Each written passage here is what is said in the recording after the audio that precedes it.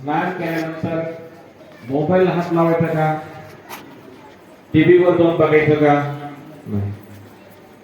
स्नान जसं झालं तसं देवाच्या समोर जाऊन बसायचं, माळ घ्यायची, एक माळ कमीत कमी कंप्लीट करायची. किती माळ जप? ज्यांनी जप करत नाहीत ते त्यांनी काय करायचं? सर्वात प्रथम आपला ब्रह्ममुहूर्त म्हणजे हा ठीक आहे. हरे कृष्णा. आज एकादशीचा काय मेनू आहे प्रभूजी? बरेचसे माताजी 5ला उठत असतील. अगोदरच्या काळामध्ये लोक उठी उठी गोपाला असे गाणं लावायचे सकाळी सकाळी. सकाळी सकाळी 5ला उठत असतील बरेचसे लोक. अशा लोकांना यशस्वी होते म्हणजे कारण देण्यासाठी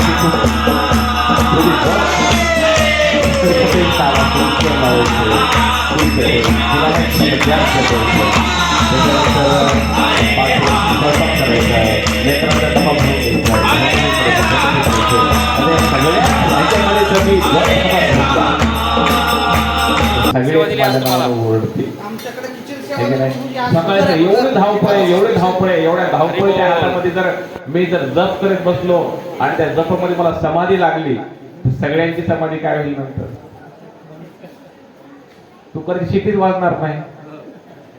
आणि तू कधी शिटी नाही वाजली की कोणी शाळेला जाणार आहे शाळेत जाणार नाहीत, ऑफिसला जाणार आहे ऑफिसला जाणार नाहीत, कामावर जाणार कामावर जाणार नाहीत. है की नाही? जर असं होत असेल आता असं नाही सोडून द्या, 5:30 है की नाही? तुम्ही काय म्हणतो तुम्ही? बरोबर आहे का? जप्त केला पाहिजे. कारण की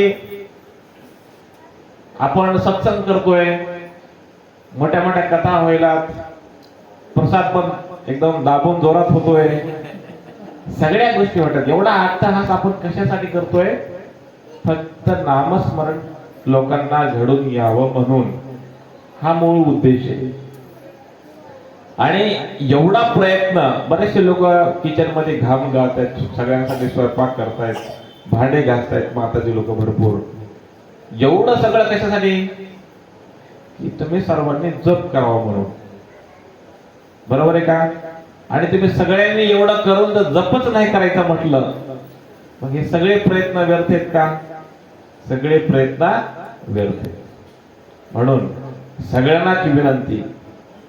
आता असं सांगितल्यानंतर आता ज्यांनी ज्यांनी हात वर नाही केले याचा अर्थ असा होत नाही की पुढच्या कार्यक्रमाला यायचंच नाही, गायब. कुठे गेला तो त्याचा हात खाली होता, तो गायब झाला, पुढच्या कार्यक्रमात तो आलाच नाही. तर असं नाही झालं पाहिजे.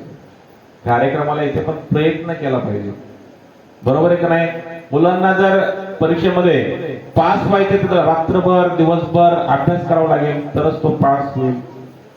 आणि तुम्हाला जर एकच परीक्षा द्यायची, 10 परीक्षा द्यायच्या नाही. काय मृत्यू एकदाच असतो. मृत्यू किती वेळा असतो? 2दा कुठला माणूस मरतो का? कोणी म्हणू शकतो 2दा रोजी मी 2दा गेलो? शक्य नाही. एकदाच परीक्षा ही एकच. मग त्या एकच परीक्षेमध्ये पर्याय शब्द नाहीत, ऑप्शन नाहीत, 4 पर्याय, त्या 4 पैकी 1 निवडायचं असं काही नाही. एकच परीक्षा आहे. मग ते एका परीक्षेला पास होण्यासाठी सगळ्यांनी जप केला पाहिजे. आणि तुम्ही जप नाही केला तर तुम्ही पास नाही होणार. मग तुम्ही कुठले हरिबोल भक्त म्हणजे फक्त समोर दिसला की हरिबोल बस मी पण कार्यक्रमात जातो, मी पण हरिकृष्ण करतो असं नाही. प्रयत्न करायचा आहे. आणि आम्ही इथं बसलो त्याच्यासाठी की प्रेरणा देण्यासाठी. ह्याचा अर्थ सगळ्यांना भीती दाखवून पळवून लावायचं नाही. उलट तुम्ही ज्या दिवशी जप करायला सुरुवात केली त्यावेळेस तुमचा आत्मविश्वास वाढेल. जवळपास लोकांचे जे दुःख आहे हे दुःख फक्त मनाच्या लेवलवरचे आहेत, मानसिक त्रासामुळे आहेत. 2 जर आजीबाई 2 जर त्या वट्यावरती बसल्या आणि त्या 2 आजीबाईंच्या वट्यामध्ये बसल्यानंतर त्याच्या गप्पा कुणाच ऐकू येत नाही. पण त्यांच्या गप्पामध्ये एक मायक्रोफोन सोडला आणि त्यांचं रेकॉर्ड केलं आणि 2 घंट्यानंतर ऐकलं तर हसून हसून आपलं पोट दुखत. मग ह्यांना वटेवरती बसून गप्पा मारण्यासाठी वेळ आहे का? जप करायला काय वेळ नसणार आहे. म्हणून जप करायला शिकलं पाहिजे. आता तुम्हाला कधी कधी वाटेल की प्रभूजी जरा जास्त सांगायला हे काय असं नाही, याचा अर्थ असा आहे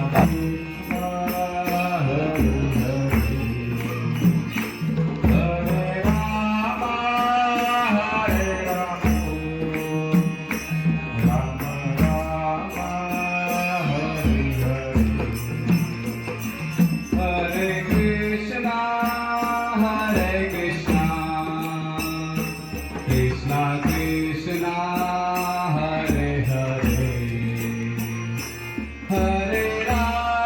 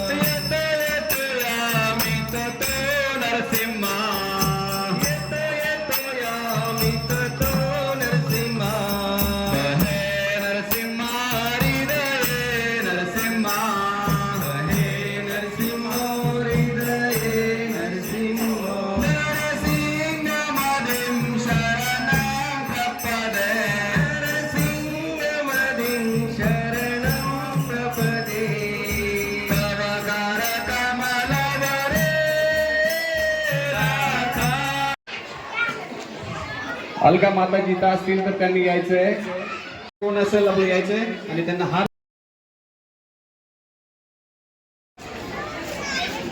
साई इकडे बघ.